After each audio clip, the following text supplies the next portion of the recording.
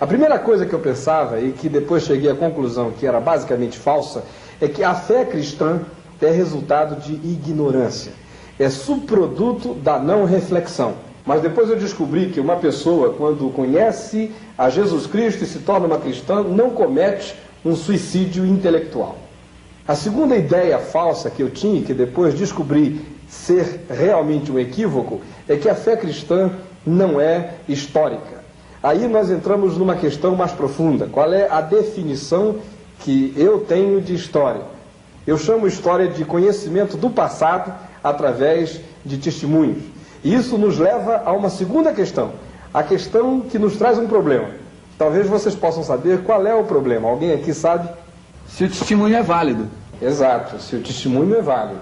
Então tome a Bíblia. Ela pode ser verificada?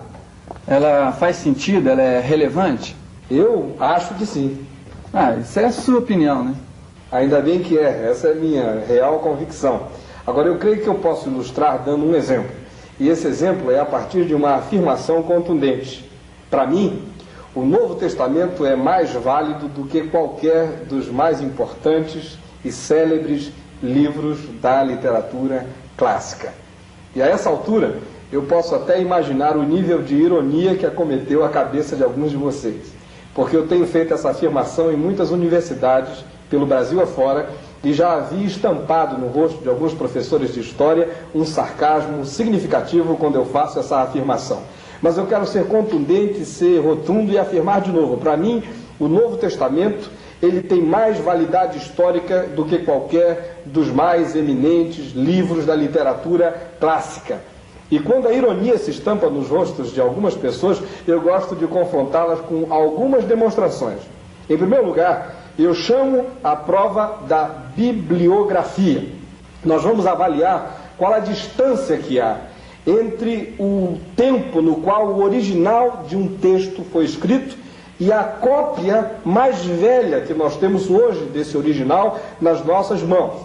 Porque todos nós sabemos que a literatura antiga era escrita em material perecível. Então ela tinha que ser recopiada constantemente.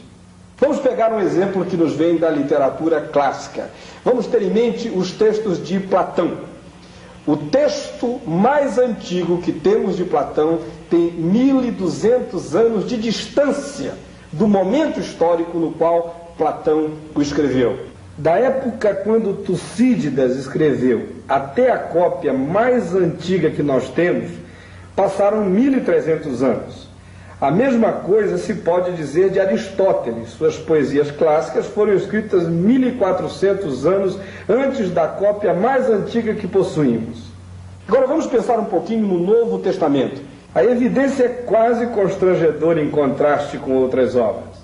Por exemplo, temos um intervalo de apenas 100 anos com a descoberta dos papiros de John Ryland.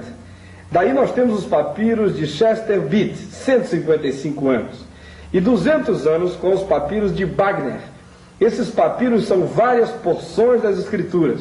Só com isso há mais validade para o Novo Testamento do que para a literatura clássica.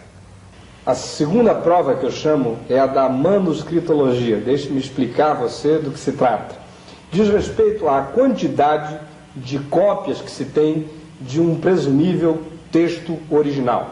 Quanto mais cópias ou manuscritos, mais facilidade para se reconstruir o original e verificar se houve qualquer imprecisão. Eu vou ilustrar isso com Platão. Qualquer dos livros que você tenha nesta universidade sobre Platão vem de uma das 7 cópias que se tem de Platão no mundo. A mesma coisa se pode dizer de Tucídides, acerca de quem se tem 8 cópias, ou mesmo de Aristóteles, de quem se tem 5 cópias. Contra isso, no entanto, o Novo Testamento se apresenta com cerca de 14.000 cópias. Cópias em abundância. Concluindo, eu queria dizer a vocês o seguinte: se eu for modesto, eu direi que o Novo Testamento tem pelo menos a base histórica para estar em pé de igualdade com os mais eminentes textos clássicos. Mas se eu for honesto, eu direi que ele tem muito mais base histórica.